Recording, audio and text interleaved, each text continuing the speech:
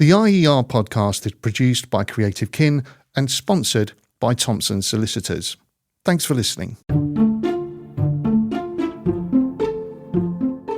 Having the right to strike doesn't mean you have to exercise it. The point is to have the right in order that workers ultimately have got leverage in negotiations. And without the right to strike, they simply don't have that leverage.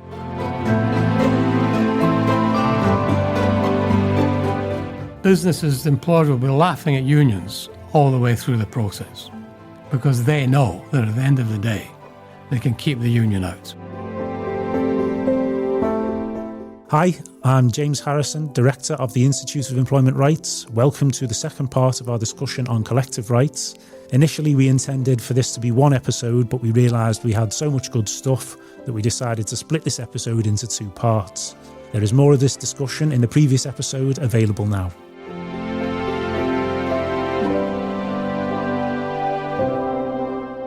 Thanks to Thompson Solicitors for sponsoring the podcast. Please visit thompsonswithap.law/employment-bill to find out more from their team of employment law experts on the government's employment rights bill. So let's hear labour law experts Professor Keith Ewing and Lord John Hendy KC, our President and Chairperson, continue their discussion on collective rights and the Labour Party's employment rights bill.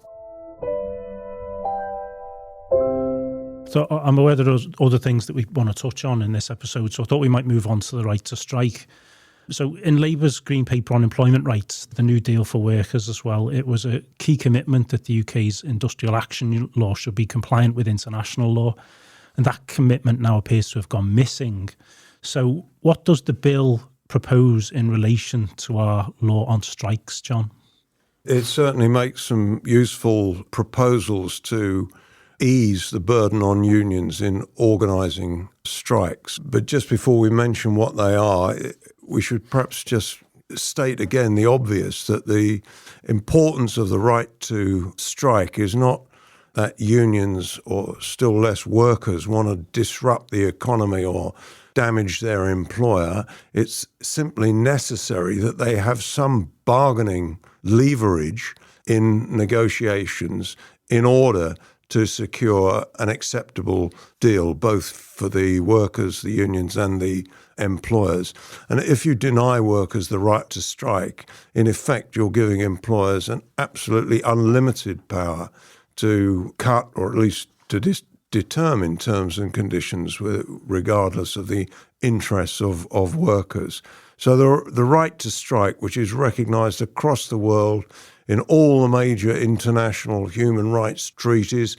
I think it's in the constitutions of some 80 nations across the world, the right to strike. And it's certainly to be found in some of the international obligations that the United Kingdom has voluntarily assumed, such as the ILO Convention 87, that's the International Labour Organization Convention 87. It's in the European Social Charter of 1961, which the UK has ratified in Article 6.4. It's in Article 8.1d of the International Covenant on Economic, Social and Cultural Rights, and so on. The right to strike is a fundamental human right. There's no question about that. Courts that deal with human rights, like the European Court of Human Rights, have recognised it as such. Our laws on strikes have become more and more restrictive, particularly as a result of the legislation passed by the Conservative governments in the 1980s. And the restrictions on exercise of the right to strike have been heavily criticised by the international bodies which supervise the international obligations that I've just mentioned. The bill does go some way to alleviate that. For example, unions currently have to serve a notice on an employer that they're going to conduct a ballot in favour of industrial action, and if they succeed in getting the necessary majority, then they have to serve a notice on the employer of the impending industrial action.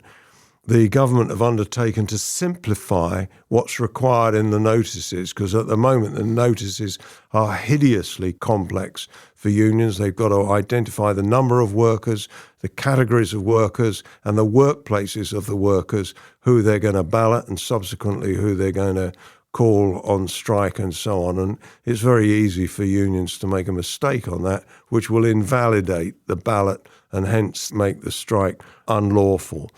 The government also proposing in the bill to permit electronic balloting. Currently, the situation is that unions have to send out voting papers by first-class post with a stamped addressed envelope for the worker to fill in the form and send it back to the union or the scrutineer by post, which is a heavy obligation.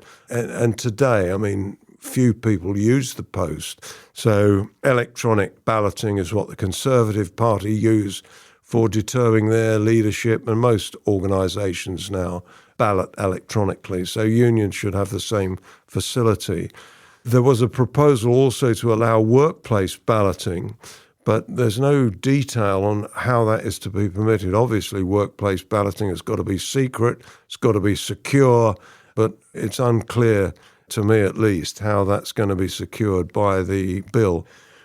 What the bill doesn't do is to accommodate the criticisms that have been made of the legislation by the international bodies. And there are many of them. I just mentioned two by way of example. One is that in this country, solidarity action is not permitted. That's to say, workers on strike against their own employer are not entitled to call for solidarity action by workers employed by another employer. And the international bodies have been heavily critical of that, particularly the ILO and the European Social Charter. There's no proposal in the bill to permit that, even though the ILO specifically told the previous government that it ought to sit down with the social partners, that's to say the unions and the employers, to negotiate easing of the restrictions on solidarity action. One of the other recommendations is simplification of the legislation on industrial action. Now, this legislation is incredibly complicated. Few lawyers have managed to get their heads around it, and having spent many years trying to explain to judges what the intricacies of industrial action law in this country is, I can endorse that view. It is very, very complicated, and it needs to be simple. It needs to be so simple that any average worker and any average employer know immediately whether the strike is lawful or not without consulting lawyers, which is what employers invariably have to do. What's that, Keith? Yeah, I mean, just to pick up on that, I mean, there's just one point to emphasise, I think, which was if you go back again to 2021, to the Labour Party policy, a New Deal for working people, the commitment there was that a Labour government would legislate to bring British domestic law into line with international law. And as John has pointed out, international law requires us to make better provision to protect the right to strike than we currently do at the moment. Well, that seems to have gone by the board, which is not to deny that there are important provisions in the bill, in the sense that it repeals the Strikes Act of 2023, which deals with minimum service levels. It repeals most of the Trade Union Act of 2016, which was introduced by the then Cameron government. That's good, and there's some other little changes which are made to dismissal and actions short of dismissal. But the restrictions on trade union freedom relating to the right to strike did not begin in 2016.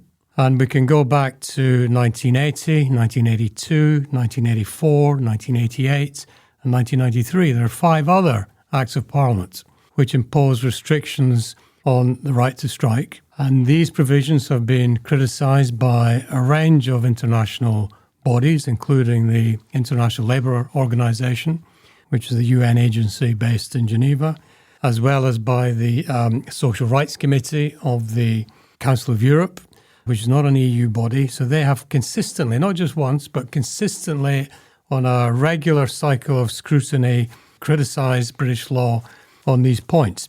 And you would have thought for a government dominated by lawyers that this would be an easy hit, an easy win. So this is an issue about the rule of law, something quite fundamental. That, the first obligation of government is to comply with the law. And that includes international law.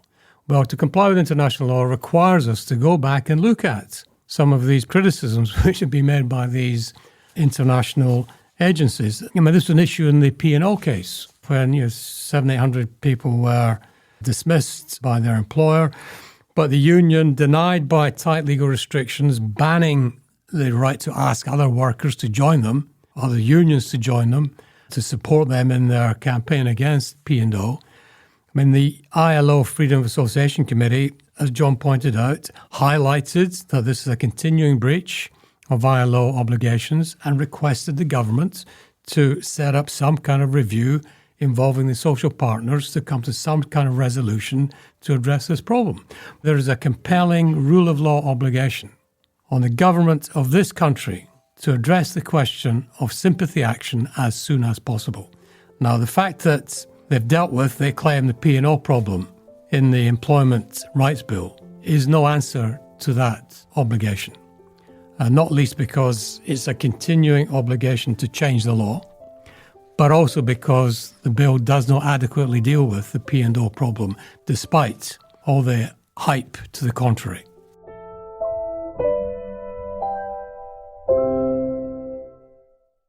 So what should the government be doing to meet its international commitments, and what would the tangible outcomes for workers be if they did?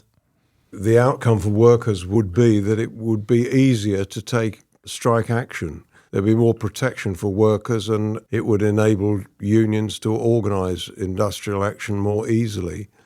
I realise that that's not something that employers necessarily welcome, but having the right to strike doesn't mean you have to exercise it. The point is to have the right in order that workers ultimately have got leverage in negotiations. And without the right to strike, they simply don't have that leverage. So what the bill ought to do is to go through all the criticisms of the international supervisory bodies, the ILO and the European Social Rights Committee, and make sure that the legislation addresses each of the issues. And there are a whole number of issues. Secondary action is only one of them. And they've been criticised now since 1989, consistently, as Keith says, on every cycle of supervision. And this is a rule of law issue. It's no excuse, as I've heard some say, oh, well, these international treaties can't be enforced as a matter of national law. As the lawyers call it, domestic law. That's true. You don't expect to go to court and say, look, I've got a right here under ILO Convention 87. But that's not the point. The point is that a government that respects the rule of law should ensure that its legislation conforms to the international standards which it has voluntarily ratified and undertaken to be bound by. I mean, we've got a human rights lawyer as a prime minister. Surely there's no excuse for not making sure our law complies with international law. I would say three things that would change if we fully complied. One is that the government would accept that it has a legal obligation under international law to promote effective recognition of the right to bargain collectively. If the government accepted that responsibility, it would make a huge difference to the way in which collective bargaining was done. Secondly, out of the P&O case, there is a responsibility to take collective agreements much more seriously and to give them much better protection in our legal system. At the moment, they are not legally binding for historic reasons, but the ILO committee made it clear that the status of collective agreements needs to be looked at again, and the terms of collective agreements need to be observed and followed by employers, as in that case. And thirdly, on the right to strike, if we were fully to comply with our international obligations, three examples off the top of my head. One, the purposes for which we can strike would be expanded, the restrictions would be removed. Secondly, the procedural obligations that have to be met would be relaxed. And thirdly, the right to support each other when in dispute would be restored. So we can engage in sympathy, secondary action to support other people when they are in dispute. So it would allow us to better counterbalance the power of the employer in the workplace. I think that makes perfect sense. In terms of my experience of the world of work, work has got very little power, as I think we've said before. It's all on a take it or leave it basis. And it would be nice to try and reset that dynamic a bit. And I think it would go some way to doing that. I'm aware time's ticking on, and we probably want to touch on another couple of things. I know we wanted to talk about rights of access. So the bill says it'll give trade unions access to workplaces. So what are the conditions for and the purposes of such access? And are there international standards here or examples from other countries that we might work towards? Well, yeah, there are provisions in the bill relating to access. There are other countries which have legislation dealing with access. I mean, the notable examples are Australia and New Zealand, though people say there are lots of other countries as well, but nobody actually puts the data on the table. But so far as the bill is concerned, what it's proposing is that unions should have access for the purposes of meeting, representing, recruiting, or organising workers, or to facilitate collective bargaining. And that is fantastic. That is really a good objective. But I think it was always naive to think that in our system, that a union would be authorised to walk into premises at a reasonable time for these purposes. I mean, the extent to which our system, our common law, protects the right of private property, I think has been greatly underestimated. So what we have in the bill then is a proposal whereby for these access purposes, a union should seek an agreement with the employer. Well, you can do that already. If the union does seek an agreement and the employer says no, then the union can take a complaint to the CAC, the Central Arbitration Committee, and the CAC will have the power effectively to impose an agreement on the employer. If the employer refuses to comply with the agreement or the imposed agreement, then the union can go back to the CAC, and the CAC can order the employer to allow the union access in a prescribed way. If the employer still refuses to comply with the order, then the union has to go back to the CAC and ask the CAC to impose what is effectively a civil penalty on the employer. But that civil penalty doesn't go to the union by way of compensation for the loss of its right of access. It goes to the government.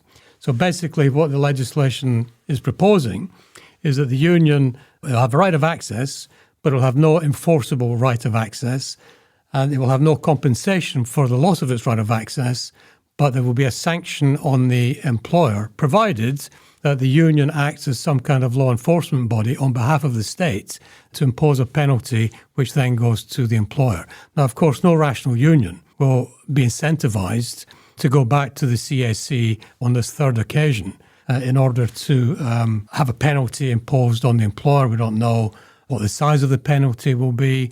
The union gets nothing for it. It's got to invest legal resources, money and time into a process for which there will be no beneficial outcome for the union.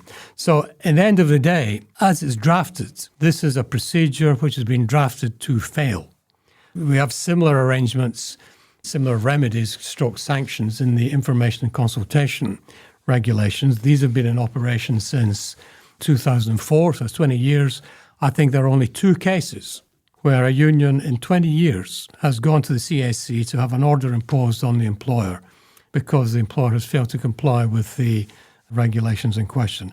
And I would imagine much the same, well, there might be a little flurry of activity just after the legislation is introduced, but eventually this will be a dead letter because it will achieve nothing and there will be no outcome for the union that will be worth pursuing.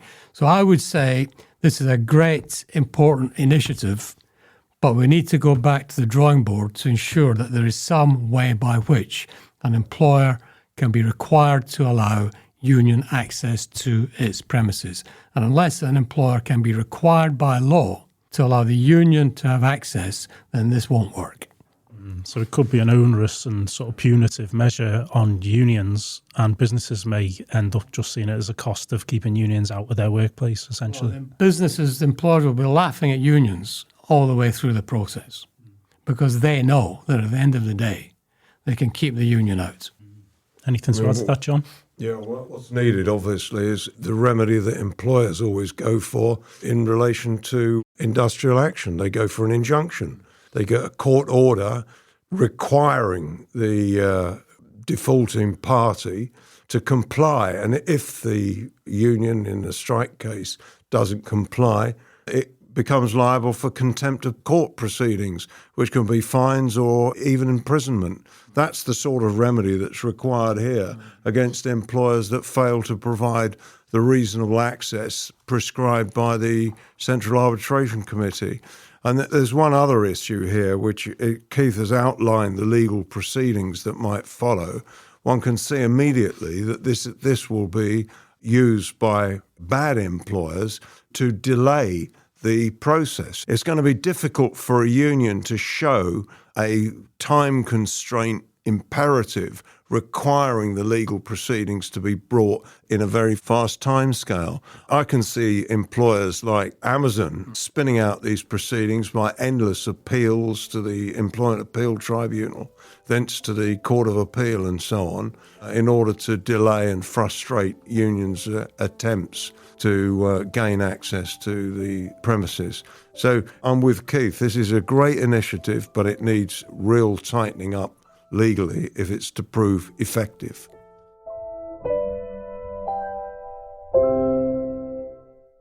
Just briefly then, before we move on to our final topic, any international examples where it works well? I know we spoke recently with Michael Wood from New Zealand, who talked a little bit about it, but I wondered if this proposal compares to the New Zealand model and maybe other models around the world that might be more effective. It compares unfavourably to the Australian model. They've got a right of access. Under the system there, the union official has to be certified or approved, so some kind of official status, which is fine. I mean, I get that. But and then they have a right of reasonable access to the workplace. There's no formality of having to go to the Fair Work Commission or anything like that. It's a freestanding right, which the individual union official has. Now, speaking to friends in the Australian labour movement, I mean, they complain about this system doesn't work as effectively as it should, but it's much better than what we've got. But the problem for us is that we can't have that system, because if we were to allow a union official to knock on the door and to enter, you're going to have all kinds of human rights complaints from employers. I mean, it's a violation of the right to privacy, violation of the right to private property. And you can just see, what will be coming down the line. So quite apart from these kind of fundamental common law objections that go way back to cases in the 18th century about the sanctity of private property in our kind of constitutional arrangements, which will be very, very hard, I think, to overcome. And I think the problem, and you just compare the Australian system, powers of entry are regarded as quite extreme, and they do require specific legal authority. Now, we're never going to do that here. We'll never get to a position where trade unions have the same power as public officials with these rights of entry and access. So we've got to be stuck with this kind of application, reference to CAC, but we've got to make it work better. Okay, then, well, we've got a few minutes left. I just wondered if we wanted to touch on what we've talked about in the past as being a Ministry of Labour and the importance of that, having the machinery of government. I think, as you said previously, Keith, about making sure we have a minister in charge of these things and having the proper government apparatus around it. So the government have set up this Fair Work Agency within the Department of Business and Trade. I believe there's around 150 staff that have been or will be redeployed from other government departments. So how effective do we think that it's going to be? Do we think it's going to be resourced appropriately enough to be able to undertake the work that it needs to do? And is it sitting under the Department for Business and Trade the most appropriate place for this machinery of government to exist? Well, we have to distinguish. The Fair Work Agency is simply an inspection body with certain powers attached to it. It's not a Ministry of Labour. So Keith has already mentioned the importance of a Ministry of Labour in British history dating back to 1918. And the fact is that we have no Ministry of Labour now. I think we're the only, or one of the only, developed nations on earth that hasn't got a Ministry of Labour. Even the United States has got a Department of Labour. So this bill is being dealt with not by the Ministry of Labour, because it doesn't exist, but by the Department of Business and Trade. Well, that gives you an inkling immediately about whose interests they're going to look to first before the interests of workers. So I agree we ought to have a Ministry of Labour. There's no such proposal in the bill, and I can't imagine that the government would entertain a proposal that there should be. In any event, it couldn't be done by way of amendment to the current bill for constitutional reasons. Coming to the Fair Work Agency, that's a body which is going to deal with labour market enforcement, taking over from the Gangmasters Authority. Its powers to intervene are restricted to the legislation for those particular bodies. So it's not a labour inspectorate, as the International Labour Organization would understand, with the power to intervene on workers' behalf in respect of all their statutory rights. It's only a very, very narrow number of rights which are provided by statute: prevention of modern slavery and trafficking and that sort of thing. So I think that's a bit disappointing, because the original document that we've spoken about, the Labour Party document of 2021, A New Deal for Working People, looked to set up a single enforcement body covering all aspects of workers' rights, including health and safety at work. So all would be merged into one, because, of course, the labour inspectors that go to look, for example, at the consequences of an accident which has been reported at work, also see other things like underpayment of wages and refusal to give holiday pay and all sorts of things, and they could bring them back to the office and deal with them appropriately. So I think it's a bit unfortunate that the remit of the Fair Work Authority is not wider. There are also problems with the powers of the Fair Work Authority. Keith has already mentioned they've got power to enter premises and so on, seize documents and interview witnesses and so on, but what they haven't got is the power to prosecute. Unlike the Health and Safety Executive, which has got the power to bring its own prosecutions, although many of them are delegated to the CPS or the Crown Prosecution Service, but it has got the power to prosecute. You've mentioned 150 staff. That is a long, long way short of the number of labour inspectors recommended by the International Labour Organization.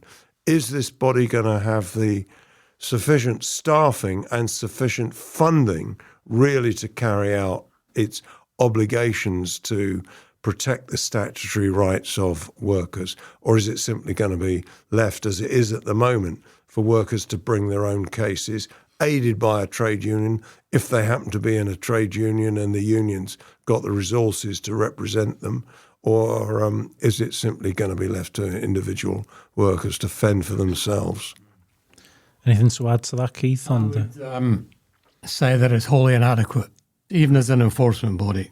And I think one of the tests of this bill is, once it's enforced, how would it have dealt with a problem like P&O?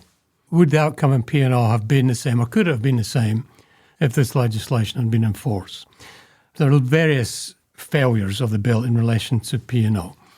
But one of them is the fact that there is nobody who could step in and say to the company, you can't do that. I mean, this appears to be a breach of various legal obligations, consultation, unfair dismissal. And in that case, you can't do this. I mean, in the sense you've got to comply with the legal obligations, and then we'll think about, replacing or whatever you want to do.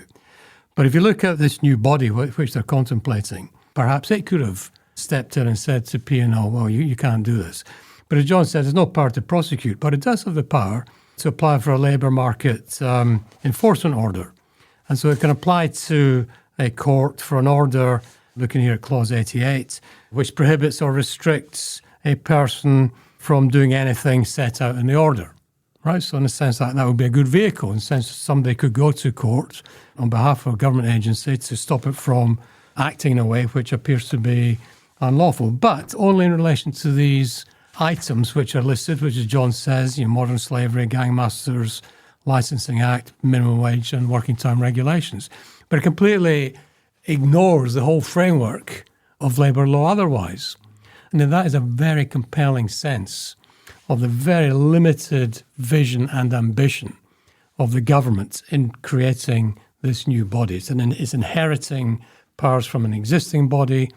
It doesn't have greatly extended remits. It's really looking at a half a dozen or so core issues, but it doesn't spill into or empower the body to intervene where there are other major abuses taking place, for example, of the kind that we saw at P&O. So that's another example of how the P&O case could be repeated despite the provisions of the bill, and there would be nobody there able to intervene to stop it. Chilling thought. Just to say that there are two sides to enforcement of rights.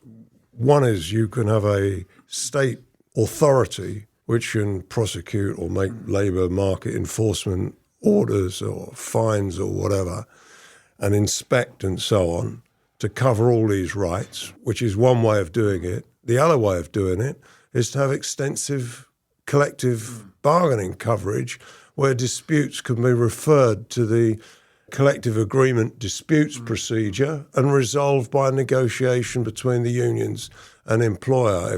If they can't be resolved locally, then they're dealt with regionally, and if they can't be dealt with regionally, they're dealt with nationally. And so many of the issues raised in this bill could be resolved by collective bargaining.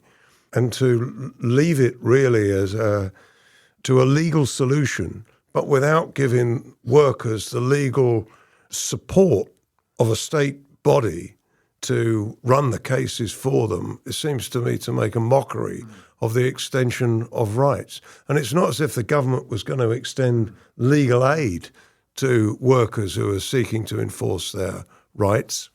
I just point out that I was reading on my way here the economic analysis provided by the government of the Employment Rights Bill, which recognises the widespread failure to conform to existing rights, the extent to which workers are not given the paid holiday to which they're entitled under the working time regulations, or not paid the national minimum wage. But these people are not going to have a remedy provided for by the legislation. In fact, in relation to the national minimum wage, they will, but not in relation to all the other rights that are provided by statute.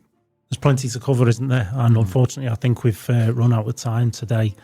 But thanks to our expert speakers, Professor Keith Ewing and Lord John Hendy KC, for sharing their knowledge and experience with us and for taking time out of their busy schedules to be part of this podcast. If you'd like to support this podcast, please consider subscribing to it. The IER has an array of written and educational resources on our website, www.ier.org.uk. If you'd simply like to learn more, you can subscribe to our weekly newsletter. Thanks again to Thomson Solicitors for their kind support for this podcast. And thanks also to you, the listeners, for being part of our new podcast. Please join us for future episodes and be part of the debate.